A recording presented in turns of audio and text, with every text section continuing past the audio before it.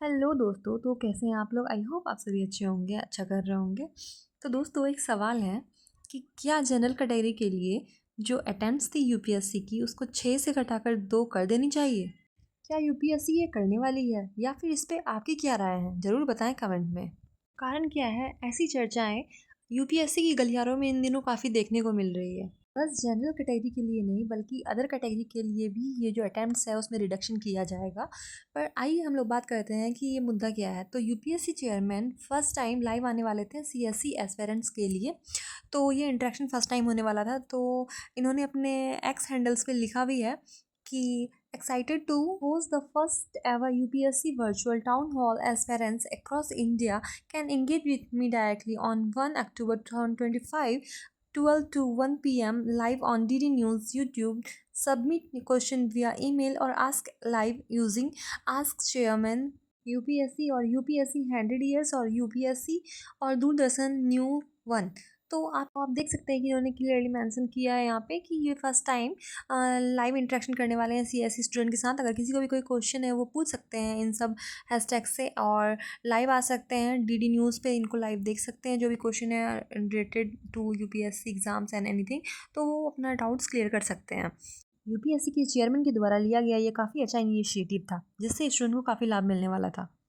तो अब यूपीएससी को 100 years हो चुके हैं।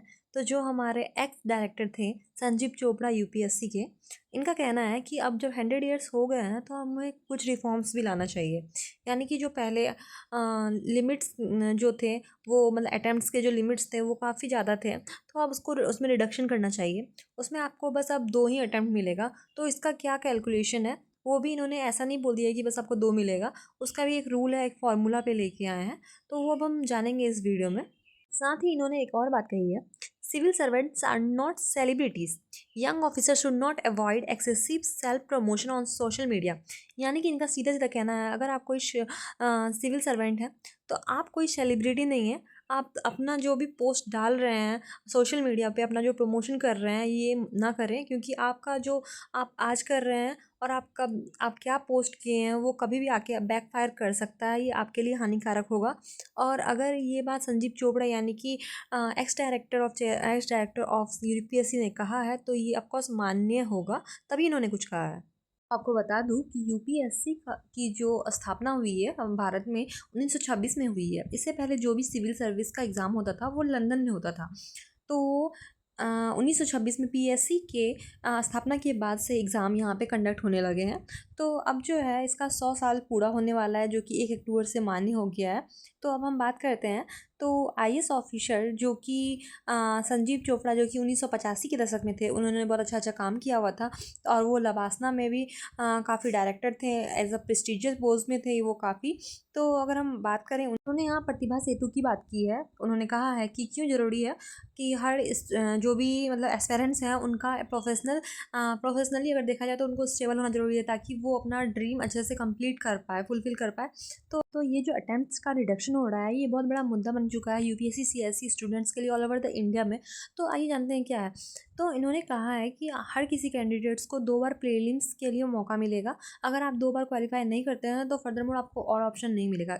अगर आप एक बार जैसे अगर आप प्री क्लियर कर जाते हैं तो आपको फिर 2 चांसेस मिलते हैं मेंस के लिए। अगर आपका एक बार नहीं हुआ तो आप दूसरी बार फिर से दे सकते हैं।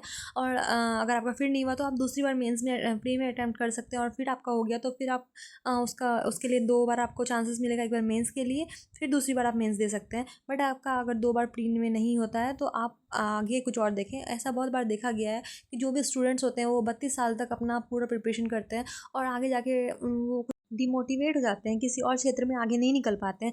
इसलिए सरकार ने ये फैसला लिया है ताकि हर स्टूडेंट अच्छे से ग्रोथ कर पाए। अगर उनका 2 अटेम्प्ट में नहीं हो पा रहा है प्री तो देन कोई दिक्कत नहीं है, आप कुछ और ट्राई कीजिए। देन अगर हम बात करें तो उनसे पूछा गया कि ये जो प्रतिभा सेतु फीचर्स निकाला गया है, यूपीएससी का स्कीम निकाला गया है सिविल सर्वेंट एस्पेरेंट्स के लिए, तो ये उनको कैसे बेनिफिट कर रहा है ये इसके बारे में।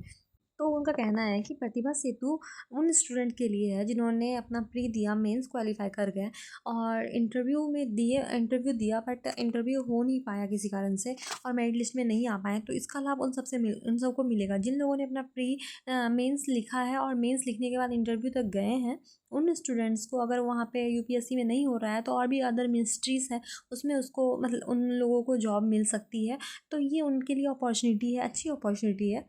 हाँ, पर नंबर ऑफ़ कैंडिडेट्स बहुत ज़्यादा है क्योंकि हर साल एटलीस्ट 10,000 लोग मेंस लिखते हैं। साथ ही में संदीप सर ने ये भी बोला है अगर 2 प्रीलिम्स आप बैक टू बैक फ़ेल कर रहे हो तो आप समझ जाइए कि यूपीएससी आपके लिए नहीं है और आप कुछ और ट्राई कीजिए। याद रहे कि ये ऐसा जो चर्चा है ये अभी चर्चे में है कि मतलब ऐसा बदलाव हो सकता है 2 अटेम्प्ट्स लाने का, बट ये अभी तक पूरी तरह से मानी नहीं है, बट हाँ चर्चों में है। हो भी सकता है और नहीं भी। तो आगे अगर हम बात करें तो इन्होंने कहा है कि जो सिविल सर्वेंट्स हैं वो आर नॉट द सेलिब्रिटीज़ और फ़िल्म स्टार्स। वो कोई फ़िल्म स्टार या मतलब सेलिब्रिटी नहीं है। वो जो अपना सोशल हैंडल्स जो चला रहे हैं, वो अपना प्रमोशन जो कर रहे हैं अलग-अलग जगह पे, कुछ इंटरव्यूज़ आर ओके, बट जो सेलिब्रिटी इमेज कर रहे हैं वो क्रिएट कर रहे हैं वो बिल्कुल सही नहीं है क्योंकि आप बहुत लोगों के लिए इंस्पिरेशन है और आपको अपना मतलब अपने दायरे में रह के अपना काम करना चाहिए। उन्होंने कहा है कि कुछ भी करने से पहले याद रखें कि आप एक सिविल सर्वेंट हैं। अगर आपको हमारा ये वीडियो हेल्पफुल लगा हो तो वीडियो को लाइक और शेयर ज़रूर करें, साथ ही कमेंट और सब्सक्राइब करना ना भूलें ताकि आप आगे भी ऐसे ही अपडेटेड रहें। Thank you.